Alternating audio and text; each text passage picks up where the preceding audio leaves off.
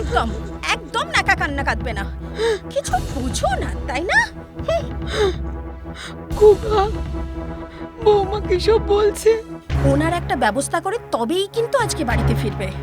অনেকবার বেড়েছো তুমি, তোমার পাড়া বাড়ি আজই শেষ করব। কি করছে? বসুন এখানে। আমি আর এভাবে বাঁচতে চাই না। ভুল করলি তুই না, দেখ সময়ের কাজটা সময় তো করতে পারতি। তাহলে করে ফেলি। কি অবস্থা হয়েছে তোমার?